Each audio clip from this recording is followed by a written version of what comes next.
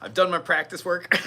I've lined up my schedules for my students for the next two visits. The next 2 days I have to work, or get to work rather. And then I've already had my fun time. So my fun time was I was playing a little bit of the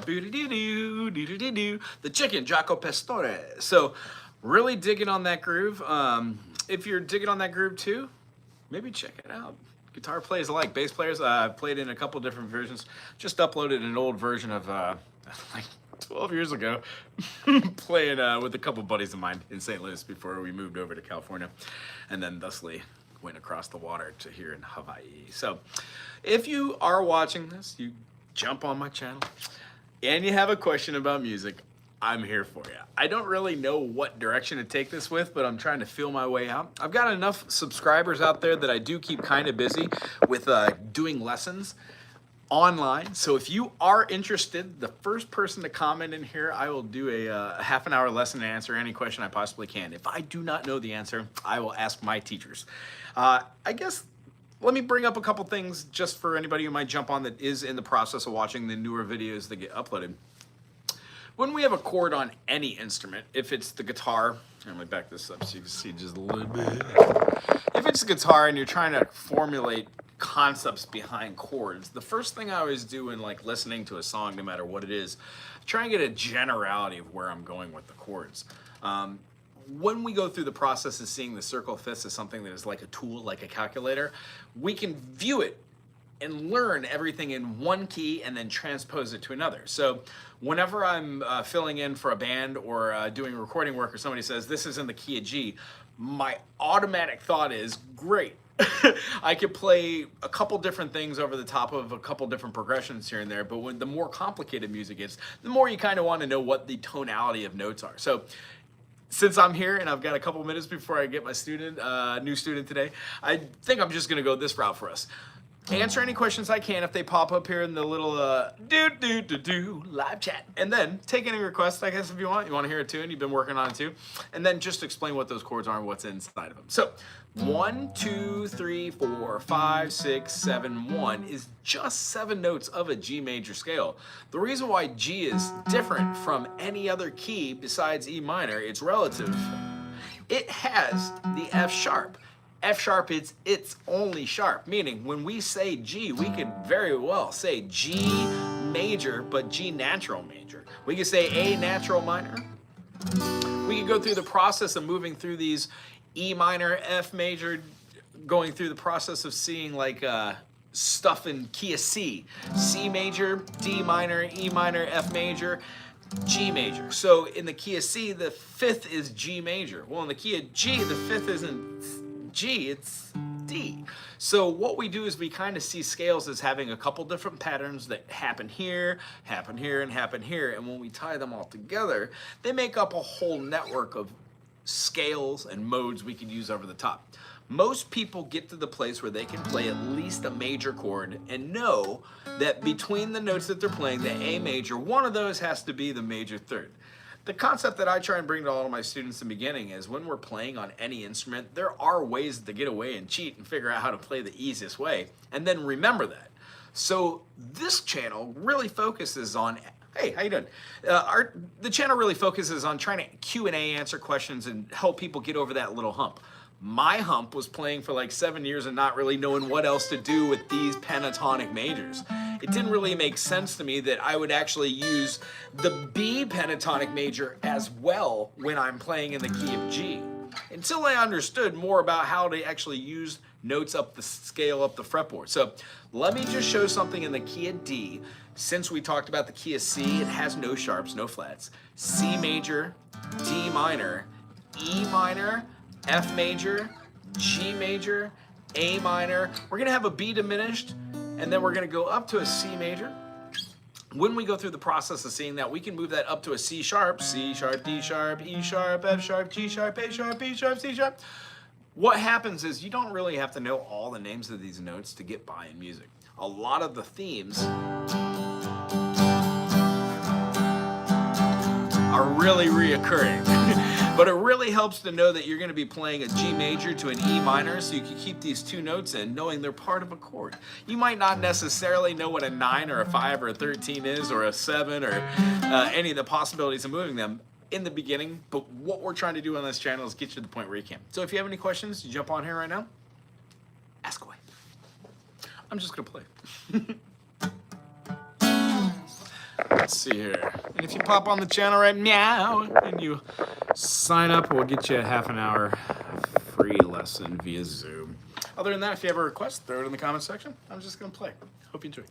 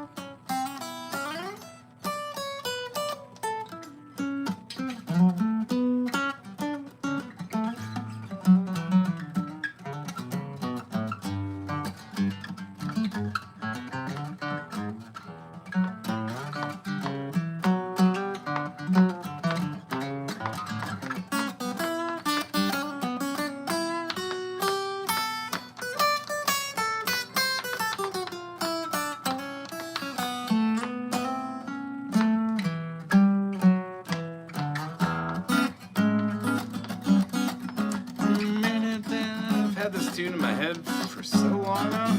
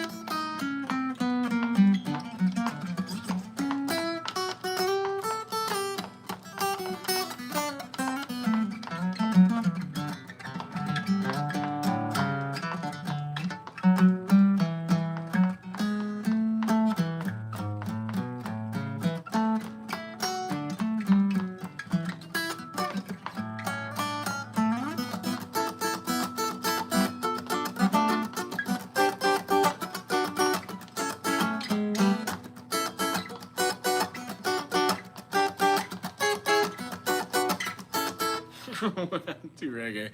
Yeah, a lot of what I try to noodle with. So like central themes I'll come up with, and I'll write a song around that groove, and I'll put modes to it and write a couple lyrics, and boom, got another song. Try to do songwriting workshops in Hilo, and I've only had a couple people show up, but we do have workshops on the weekend, which is really super groovy, every first Saturday at Big Island Guitars, 1221. So if you are abroad and you come to Hilo on vacation and or you're visiting, come and stop by the music store, say hello. There's a couple other teachers here besides myself. You can grab yourself a lesson, pick up a t-shirt, maybe some picks. Other than that, I would say that if you have questions, you just stumble upon this and you enjoyed watching this, maybe write something with that groove. A major, we're going to be walking down to an A major 7, A6, A7. The groove that I have kind of has like this A.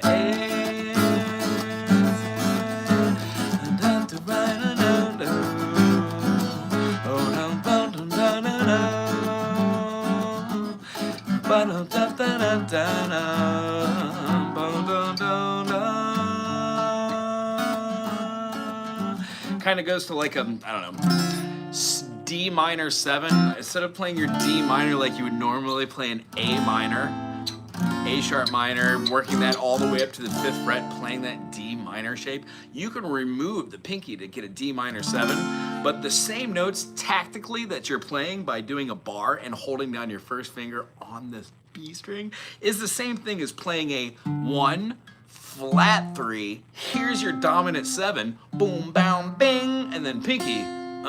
I love this chord. I think I first learned this maybe in the 90s. Dave Matthews. Wow, it's been a long time.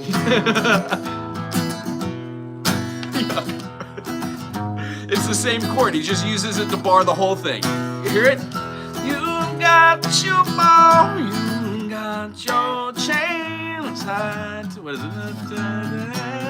Up again. Who's got the closest, you, my friend? Into your heart I'll beat again. Crash! So, the chords that we learn from a couple different songs really stay with us when we play. Like this F9, F major 9, Zappa.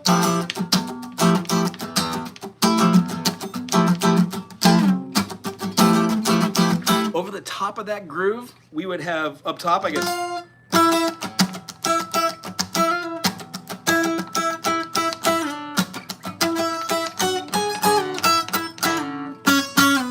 if you haven't heard Village of the Sun by Frank Zappa, stop what you're watching right now and go watch it. You will love it. Especially if you're going to watch it with Dweez and his, playing his father's music. Zappa plays Zappa. The time when Stevie Vai was with them, whew, watch Zombie Wolf. Oh my dearness. Other than that, yeah. Chords are chords. If you watch this channel and you learn your chords, try and get an ukulele, try and learn them on that. I guarantee you, when you put your hands on a baritone ukulele, a mandolin, a banjo, and a guitar, when you go to any instrument, you magically just know what things are. You might not have the years of performance art, but you can see through the intervals what a C to a C sharp is. If you know that a C sharp goes to a C double sharp, and we don't call this C triple sharp, you come to figure out that a C minor second is only just, so you utilize that in playing. So if we have somebody playing something weird like a C7 has a 1, 2, 3, major third, 4, 5, 6, flat 7, thusly giving you a dominant 7, a C7, not a major 7. Too happy.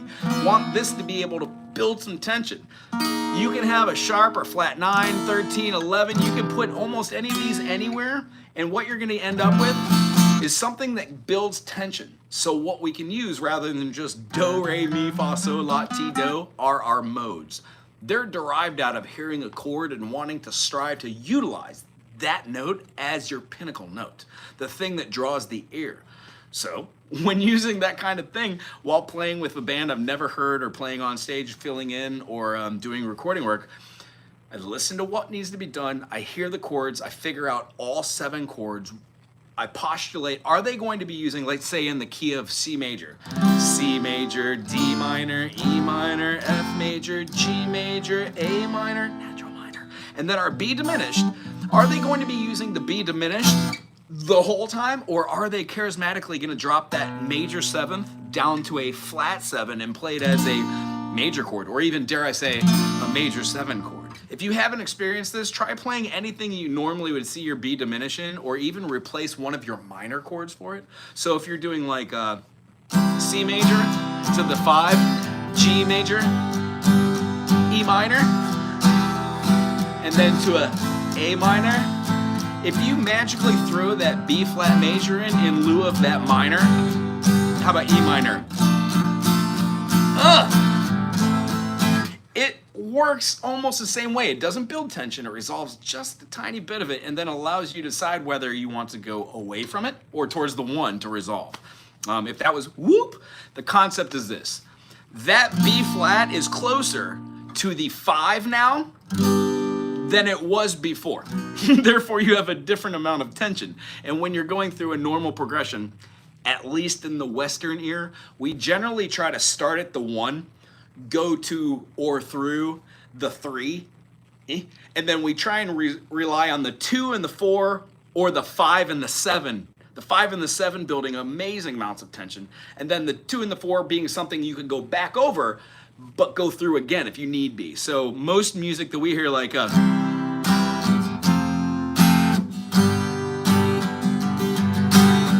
has a different progression and a feeling. When we get past just beginner chords,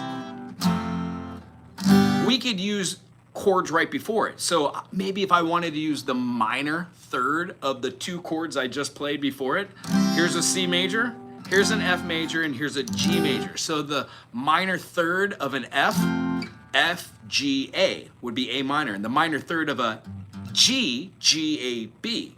So what if I threw an A minor right before an F? And what if I threw a B minor right before a G? Pray tell, what does that sound like?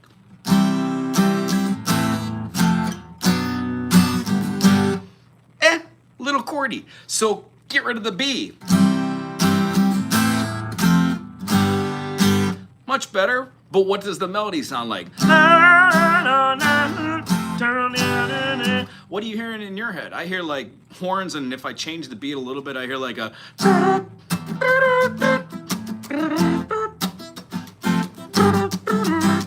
There's a lot of ways that we could change the rhythm here, but hearing it just in being one rhythm will limit us. So when I hear some rhythm like that, I'll take that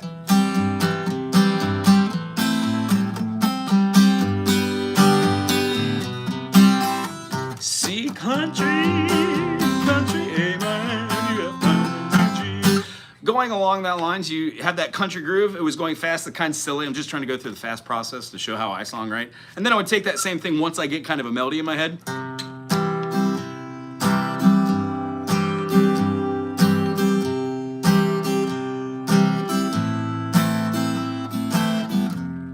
And about there, I go, I don't really like the F anymore. I want to go to the minor, the E minor. So I would be like...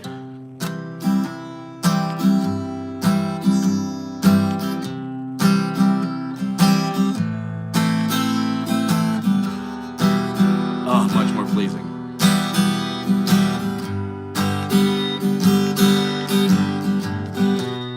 And then lead arounds, turnarounds, going back. Unfortunately, a lot of the music that makes it famous or is great music is just standard. It's an A section, a B section, an A section, and B section. Generally, no time for any fun in between. I dig bands like Pink Floyd, Grateful Dead, Gentle Giant, King Crimson, Emerson, Lake and Palmer, Kansas, stuff like that. That like kind of has those major chords. It'll have like a chord that's like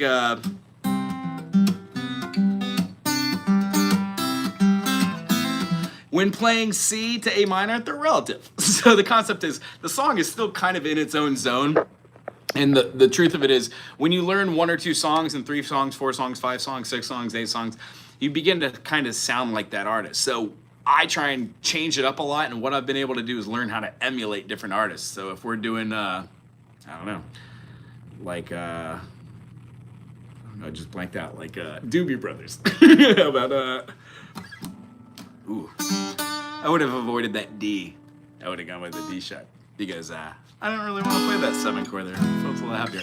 Anywho, really glad we got to hang out today. Nobody really commented. You don't have any real quick questions before I have a student? Or request or anything?